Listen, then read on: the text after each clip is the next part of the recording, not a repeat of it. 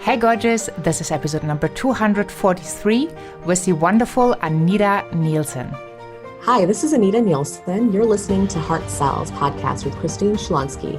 Enjoy. I am so looking forward to an amazing conversation with Anita Nielsen today about humanity and bots and how the sales process is going to evolve. Anita Nielsen serves as a trusted partner to C-level leaders, providing business and sales transformation advisory services through her company, LDK Advisory Services. She has over 20 years of experience, expertise, and business acumen in the B2B technology space.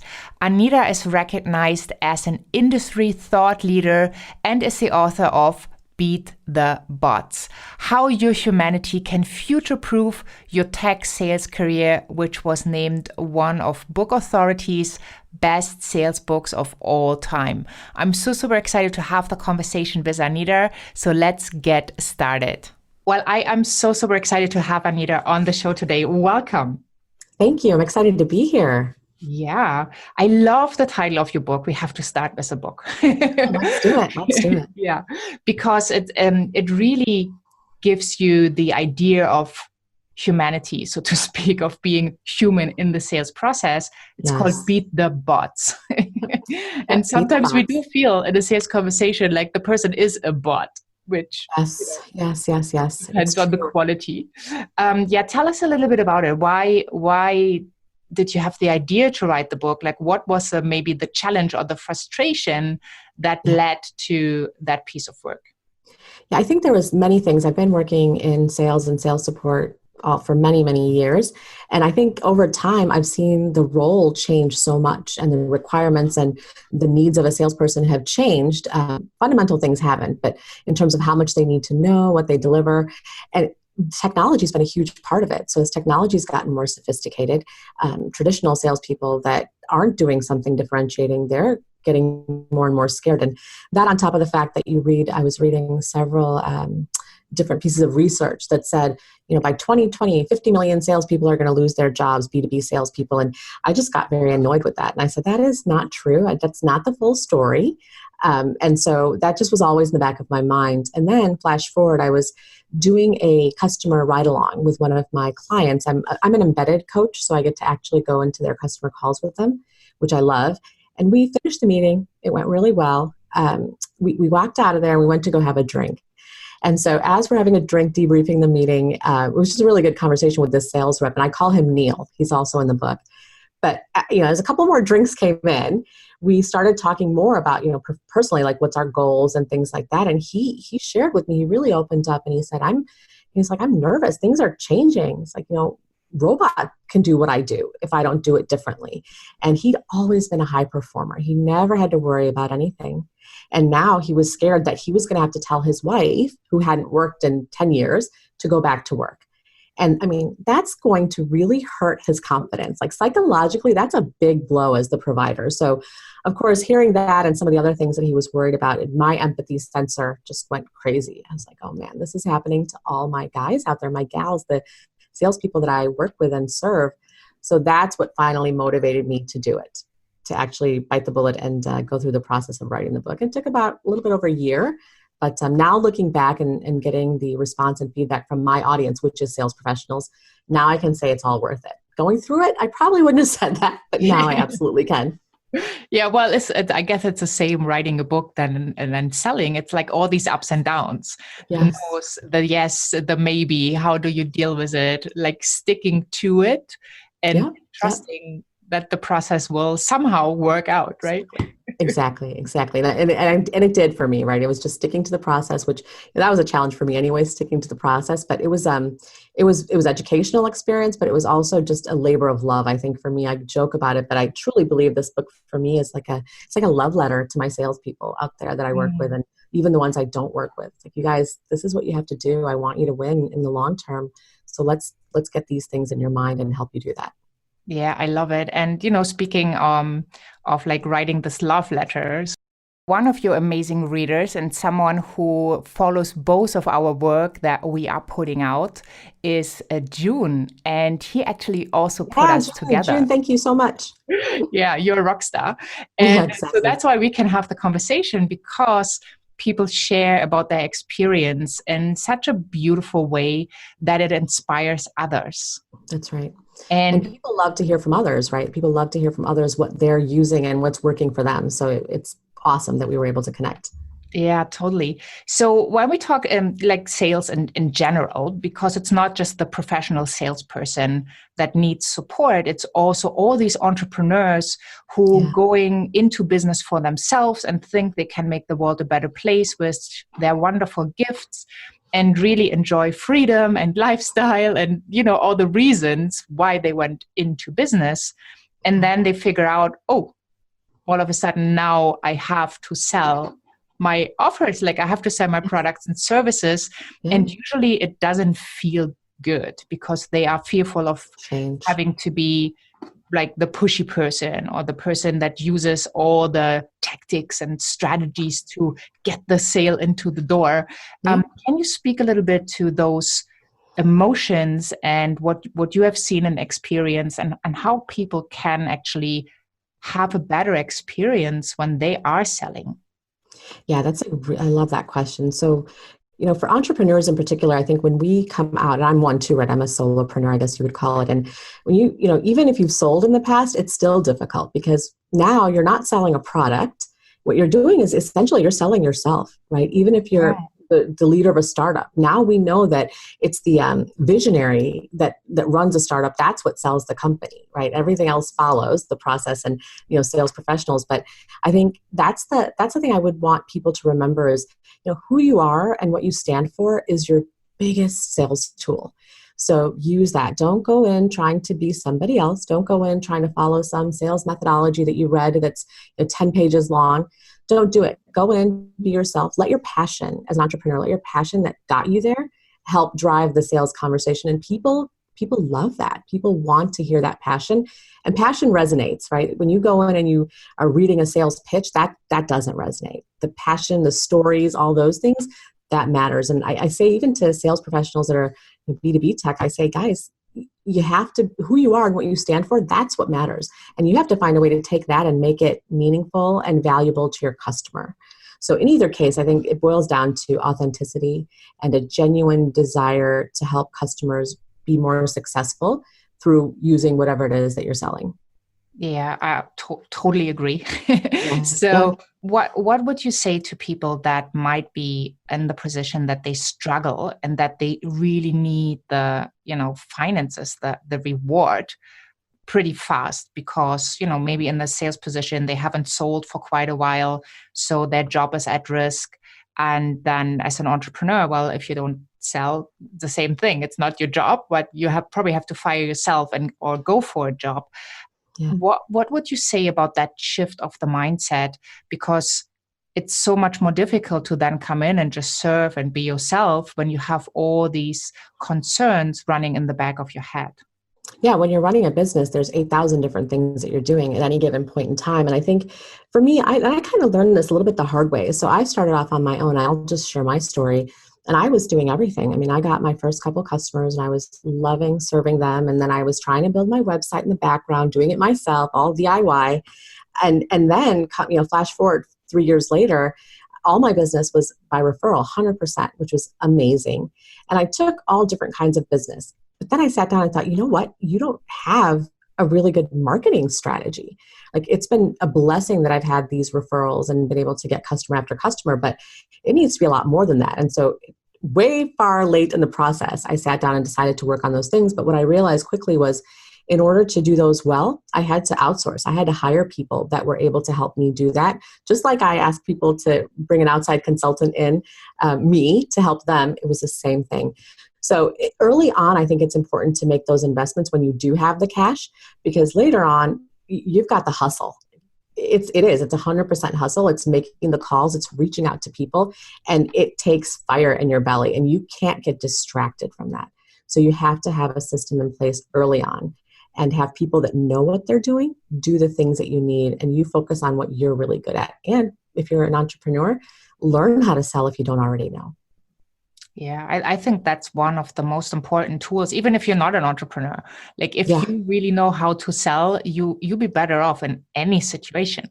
That's right. Everybody sells me. I look at my kids, they're teenagers, they're selling to me every other day, right? Like there's always something.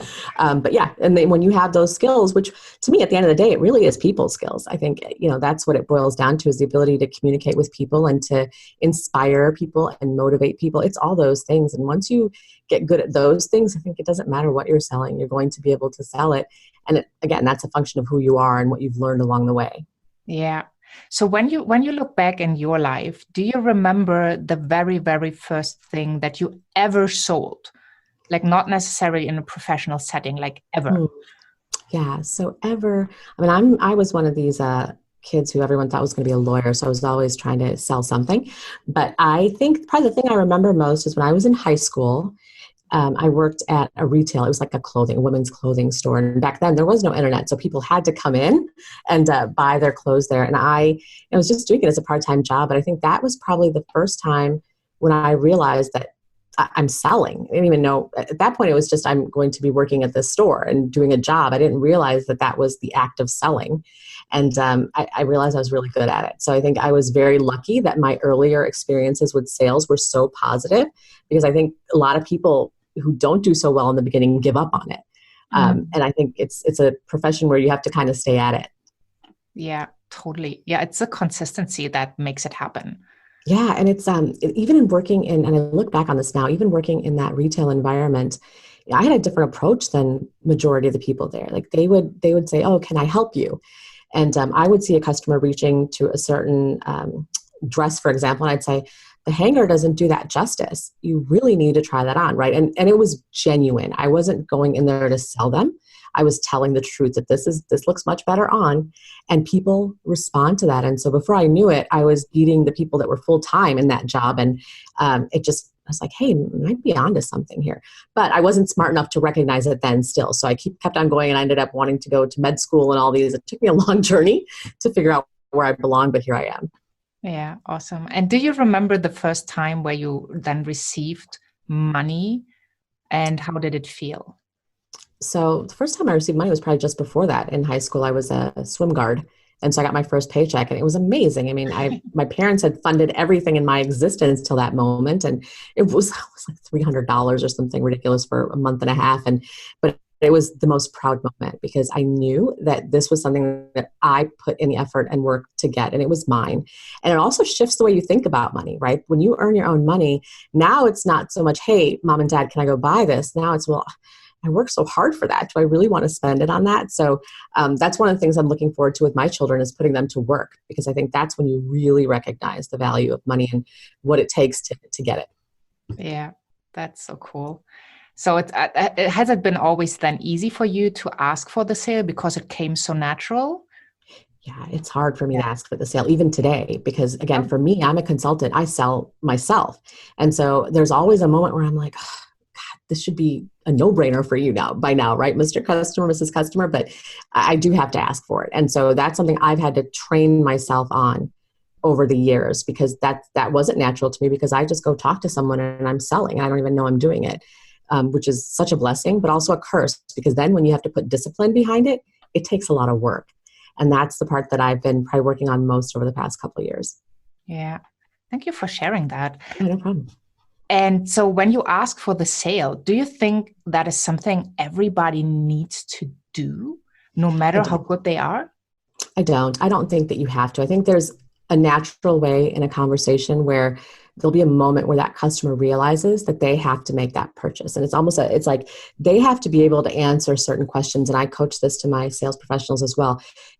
I'm a customer. I have to be able to say with confidence that I want to buy XYZ product because I need to buy XYZ product now, because I have to buy it from this sales professional because. So if you're giving that person all the information to answer those questions with confidence, ultimately that sale will happen. But you have to have the flexibility to know that and recognize this is a customer that I might have to ask, as opposed to this is a customer that I know after our next meeting, it's going to be done. So that takes some practice as well to be able to do that.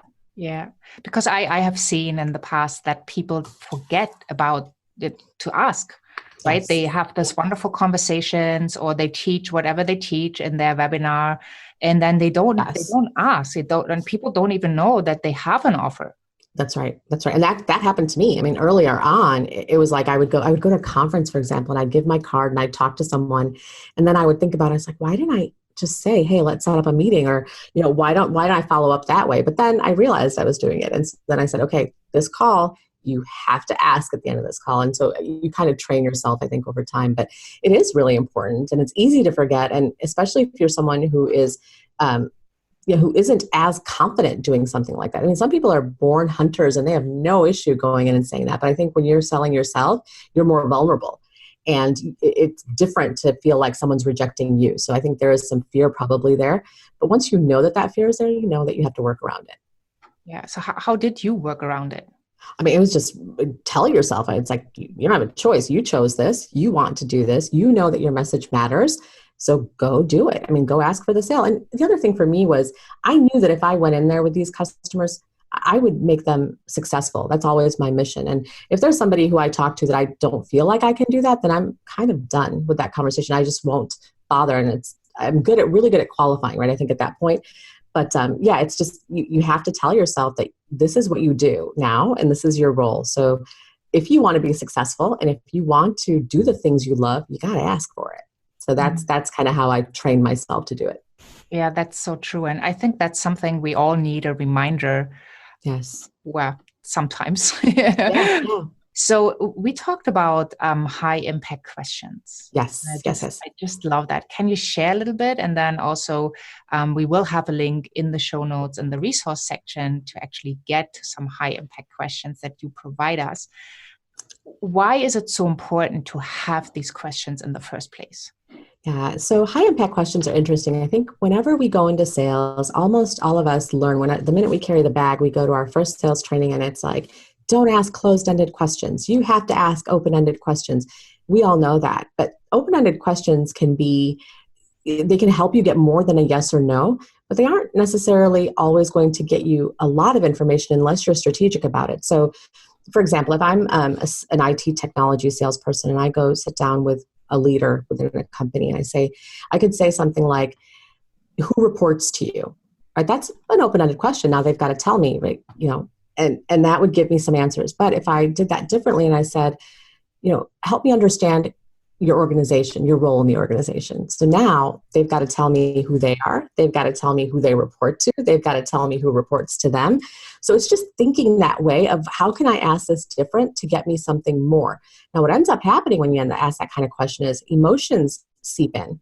So if I ask someone, tell me about your role in this company, immediately I'm going to know whether or not they're confident in their role. I'm going to know whether or not they feel like they have an adversary in the company, whether they feel like their boss understands them. And that is the gold. That is what I need to know to differentiate. I cannot differentiate anymore on just my company, on my product. I have to differentiate on how I process that valuable information and turn it into something that matters to that customer. So that's the difference. High impact questions are designed to get you all the information you need, plus the emotion that colors that content. And I mean, we both know the answer, but I just want to make sure we talk about it as well so the audience can really get the hang of it, so to speak. Why are the emotions so important? Yeah, emotions are so important because people buy from an emotional place. I think there's so many different things that motivate individuals, and you will absolutely have a logical, rational component when you're selling.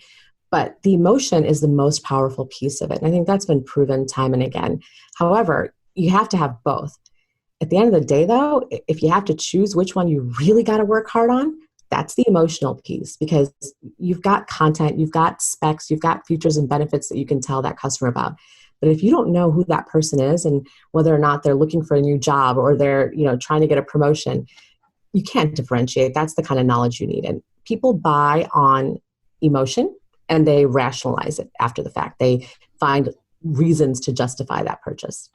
Yeah, I love that. And it's so important. I always say, like, the people buy you in the first place. That's it. Exactly right. Which is the connection, the emotion, and then they find the excuse in the logical things. Yeah, What exactly. your product or service does for them. Yeah, Well, like when you buy something, if I'm not going to go say to my boss that, oh, I bought this because I have a feeling it's going to get me a promotion. That's why I'm making that decision. But I'm not going to tell my boss. My boss, I'm going to say, this is going to benefit the company by X, Y, Z, and our ROI is ABC. So there's a major distinction. But ultimately, what's going to get that signature is that emotion and that inspiration that has to drive them to make that positive buying decision. yeah, and that's so true for every person who wants to sell something. Doesn't matter the product. You just choose the technology because that's the field you're in. But Yes. that happens for every single coach and healer, consultant, solopreneur. Like, you got to figure out what the other person needs to be motivated. That's right. Right. That means you have to understand the pain. You have to understand their why. Mm-hmm. And then if you can help them, if you have the right service, then you can show them how you can support them in getting over that hurdle. Absolutely. And I think even simple things like I've worked with customers in the past where previously when I was selling IT, and you'd go in and you'd meet with an IT leader and you could sense by asking these types of questions that there's insecurity there. They're insecure about their job. They're worried about how they're perceived. And so once I understand that, then I know that my job is not just to sell them a product, but it's to give them the confidence and to show them that buying this product is going to help address that insecurity because they can feel the confidence that it is going to make them successful. So it's very much let me understand what their motivators are and their emotions are, and then find a way to talk about my product in that context and put it in a way that matters because of what that emotion is. Beautiful. Well, thank you so much. This was so much fun. Thank you. And I'm so excited to have you for another episode so we can even go deeper. Exactly. And I do have a ton of more questions, but I also want to drive people to the high impact questions that you will find in the show notes because they're so valuable. When you read them, think about them, and adjust it to your business, you will definitely get better results because you are asking in a different way that is more meaningful to the person who wants to buy. And then you can help them in making an informed decision because they now have everything they need and they know it serves them well. Exactly. Yeah, thank you so much, Anita, for Thank you. I'm so glad we finally did this. Thanks, June. Thank you. Thank you. Bye. Well, there were so many golden nuggets in this episode, and I really hope, gorgeous, that this has helped you, right? It's different to sell for someone in comparison to selling for yourself, being your own boss and giving your gifts and services to the world. So I think Anita really got this across in a beautiful way of how we need to show up and how we need to recognize there is a difference in selling. And definitely the more human we can make the process, the better it is. Hop on over to christineschlonski.com, find the podcast tab, and there you will find her episode number 243. And I also have her back, so check out 244 as well. And once you're over there, you have the show notes, the transcripts, all the resources, and all the links to Anita are just one click away. So hop on over to get your high impact questions, also to have a link to beat the bots, and to have a link to all of Anita's social handles so you can actually connect with her. Thank you so much for having been here. Once you're over at christineschlonski.com and you found the podcast tab, also sign up for the empowerment notes. That's empowerment right into your inbox, where you also get the updates on Hard Sales podcast with the amazing speakers, and where I also share some content that I usually do not share on social media. So see you over there. Thank you so much for listening. Have a wonderful day wherever you are in this beautiful world, and I'm saying bye for now.